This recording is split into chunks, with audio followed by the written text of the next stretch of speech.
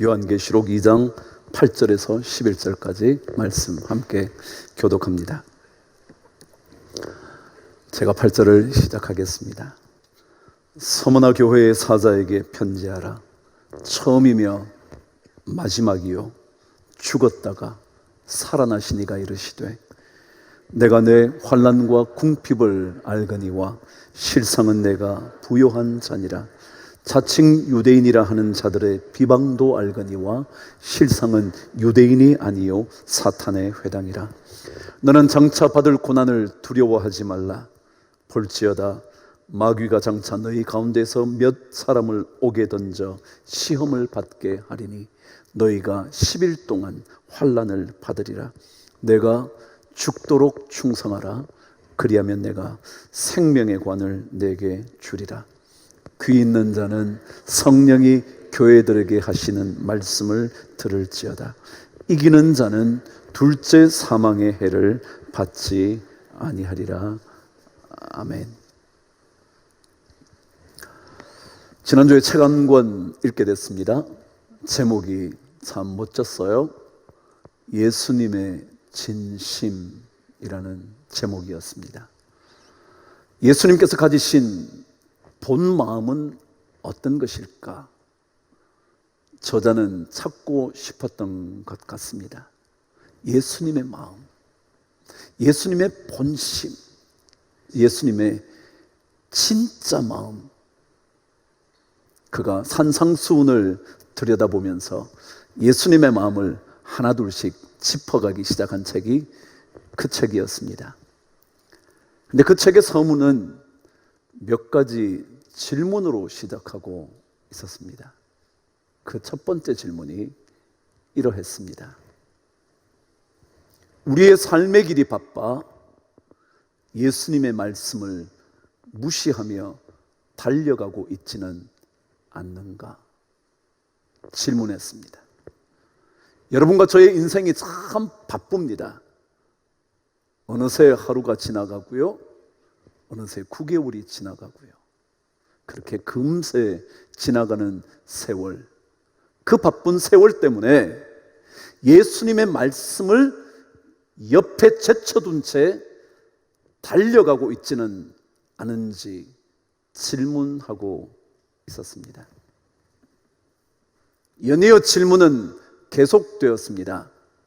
오늘날 기독교의 근본 문제는 예수님의 가르침을 진지하게 받아들이지 않기 때문이라는 생각을 혹시 해본 적은 있는가?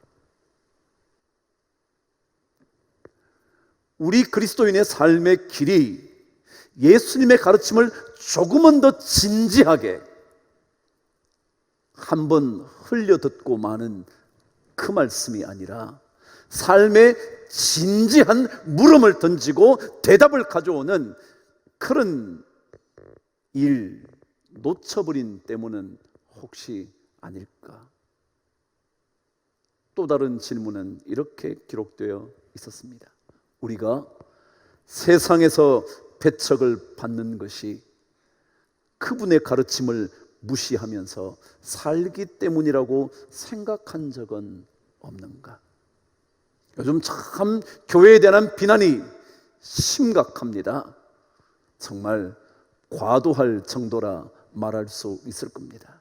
근데 혹시라도 이때 세상으로부터 비난을 받게 되는 것이 우리가 주님의 가르침을 제대로 따라가고 있지 않기 때문에 혹시 예수님의 가르침을 무시하면서 살고 있기 때문은 아닌지 질문하고 있었습니다. 삶을 점검해 보는 일은 소중합니다. 내 믿음의 길이 어떠한지, 내 삶의 발걸음이 어디로 향하고 있는지 점검해 보는 일은 반드시 우리에게 필요합니다. 그 책에 한 그리스도인의 고백이 이렇게 적혀져 있었습니다.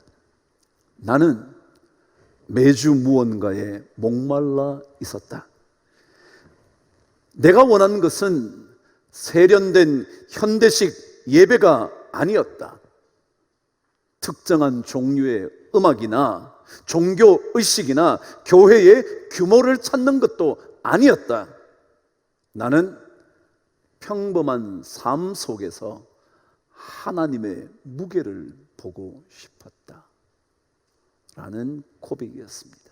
하나님의 무게, 내 삶 속에 하나님이 얼마만큼의 무게를 갖고 계신지, 여러분과 저의 삶 속에 하나님이 어느 정도로 무게감을 누리고 계신지. 무겁다는 말이 중자잖아요. 무거울 중자요. 그걸 어디에 쓰냐면 중요하다 그럴 때 쓰는 거잖아요. 얼마나 하나님께서 우리의 삶에 중요한지 그것을 보고 싶었다라는 겁니다. 그리고는 그 글의 소제목을 영혼의 무게라고 적었습니다. 다시 저에게 묻고 싶었습니다. 내 안에 하나님의 무게는 어느 정도일까?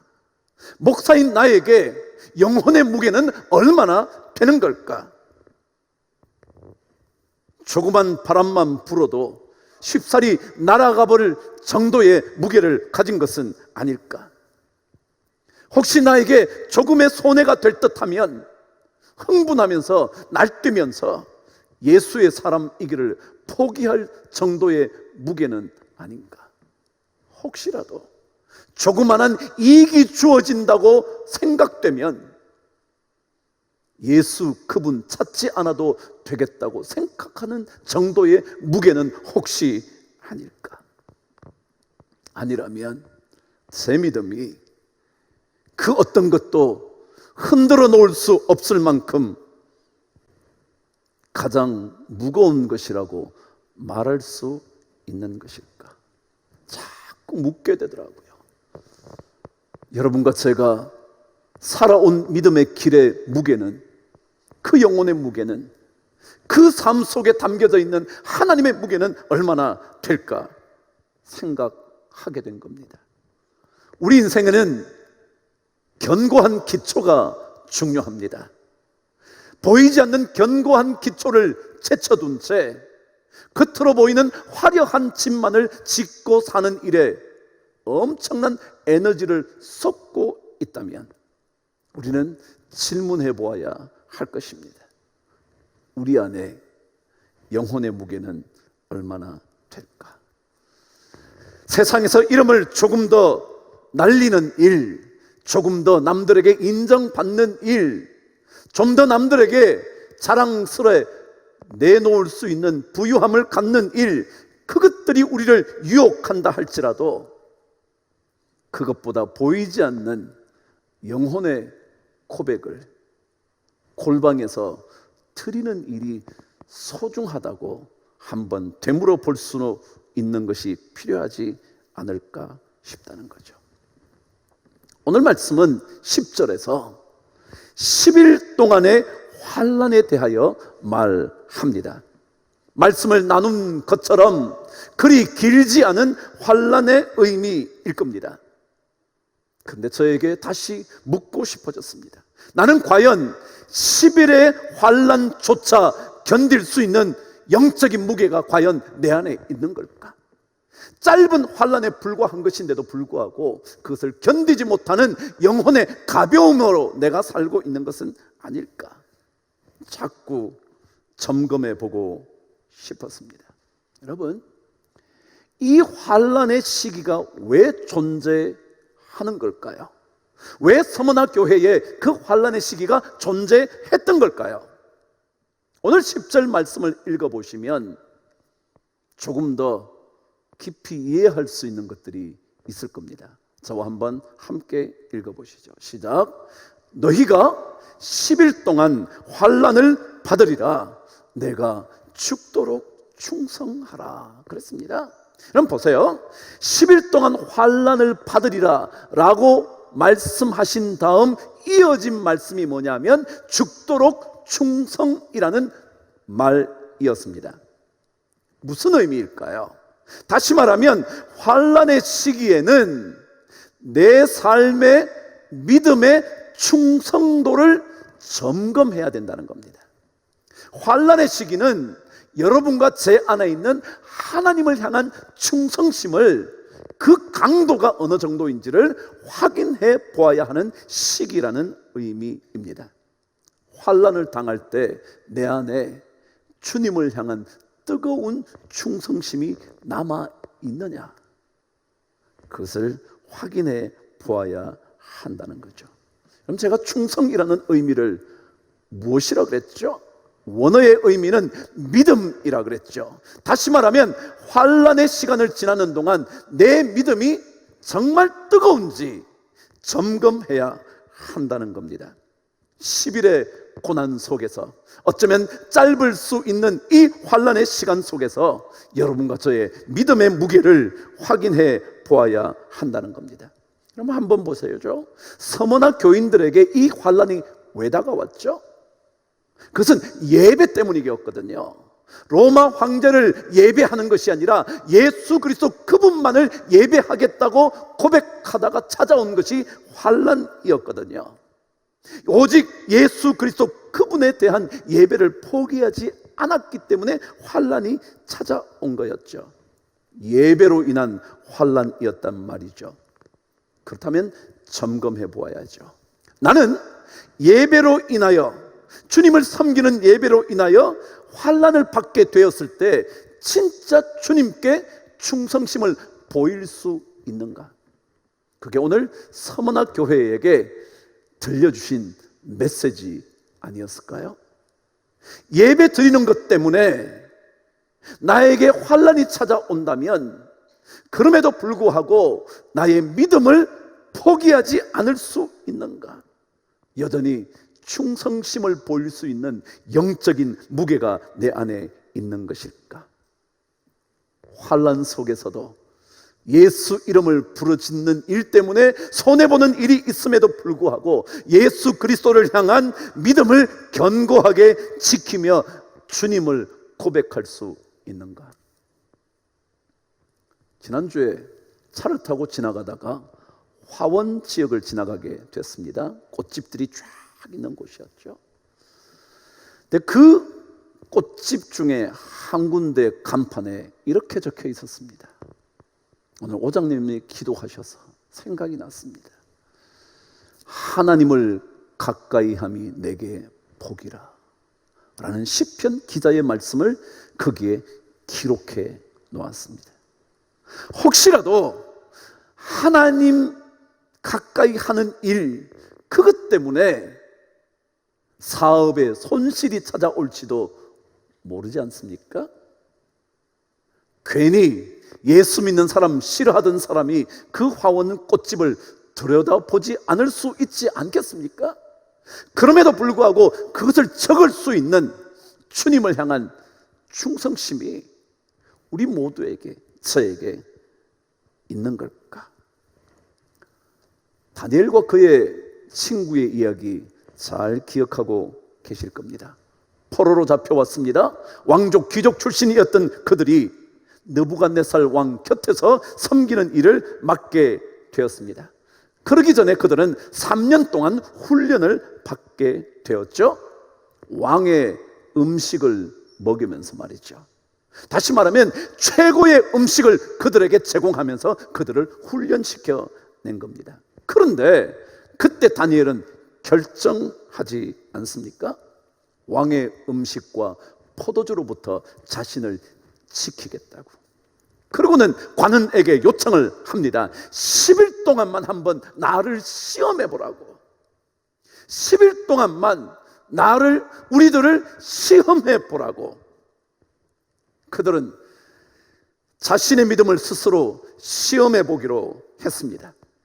우상에게 바쳐진 음식을 먹을 것인지 아닐 것인지, 먹지 않음에도 불구하고 하나님께서 훨씬 다른 소년들보다 더 윤택하게 만들어 주실 것이라는 그 확신을 가지면서 시험해보라고 말한 겁니다. 10일 동안. 오늘 서머나 교회에 10일 동안의 환난, 이때 우리가 해야 할 일은 점검하는 일입니다. 나의 믿음이요. 지금 어쩌면 기독교에 대한 비난이 쏟아지는 이때요, 내 믿음을 점검하는 겁니다. 여러분이 이 자리에 나와야 한다, 아니다의 문제가 아닙니다. 여러분의 자리에서 진짜 내가 하나님을 향한 믿음의 견고한 고백이 있는가?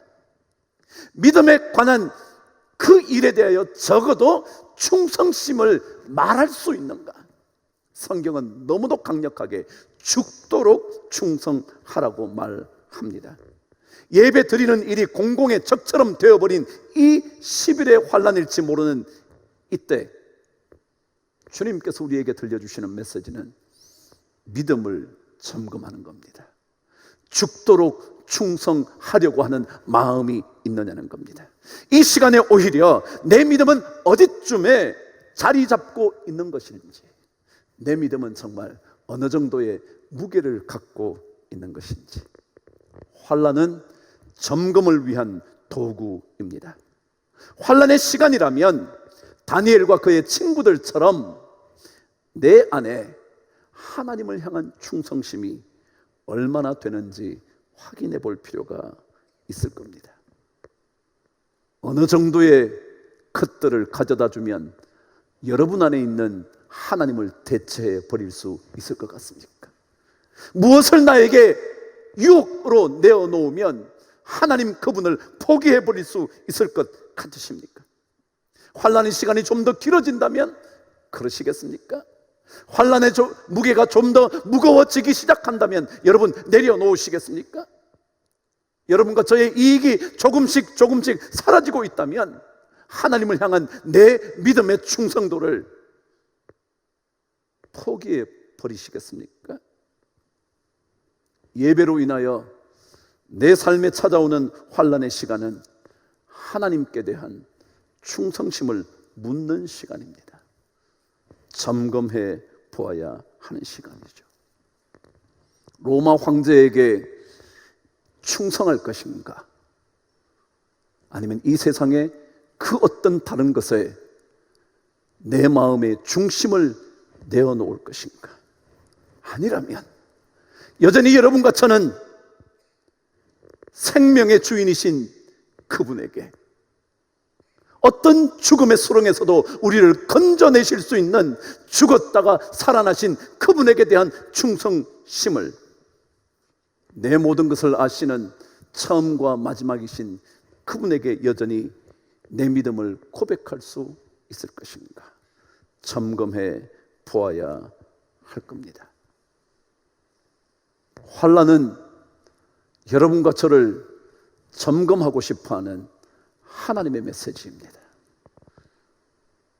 그 기간이 짧을런지 길런지 혹독할런지 잠시 지나가 버리고 말 것인지는 모르지만 그 시간에 우리가 스스로에게 물어보아야 할 것은 내 안에 하나님을 향한 믿음과 충성심이 있는가?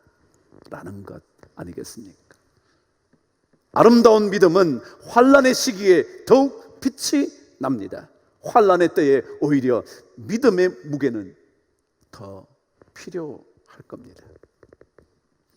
미국에 가면 커네티컷이라는 주가 있습니다. 50개 주 중에 하나죠. 동부 쪽에 자리 잡은 주입니다. 근데 미국에는 각 주마다 때때로 그 주의 별칭이 있습니다. 뉴저지라는 주는 가든 스테이트라 부릅니다. 온 곳에 정원들이 많이 아름답게 펼쳐져 있어서 그런 이름을 붙이곤 했습니다. 근데 이 커네티컷 주는 헌법의 주라 그랬습니다. Constitution State 그랬습니다. Constitution, 헌법이 그곳에서 이루어졌다. 그래서 헌법주라고 불리죠. 근데 여기에 1639년에 최초로 미국에 성문화된 헌법이 만들어집니다. 성문화 아시죠? 글로 써놓은 헌법이요. 그전에는 말로 하는 거죠. 이렇게 해야 돼, 저렇게 해야 돼. 그러나 이것을 문자화하고 문장으로 만들어 놓은 성문 헌법이 그때 처음으로 그 주에 만들어졌습니다. 그래서 헌법주라는 별칭을 가지고 있었죠. 그런데 이 헌법에는 커네티컷 주가 왜 설립되었는지 목적 하나가 적혀져 있습니다. 이렇게요.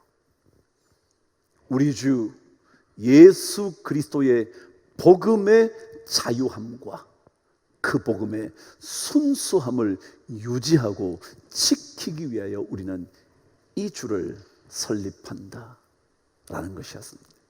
예수 그리스도의 복음, 그 복음이 가지고 있는 자유함, 그리고 그것이 가진 정결함과 순결함을 유지하기 위하여 우리는 이 주를 세운다고 그들은 고백을 했습니다.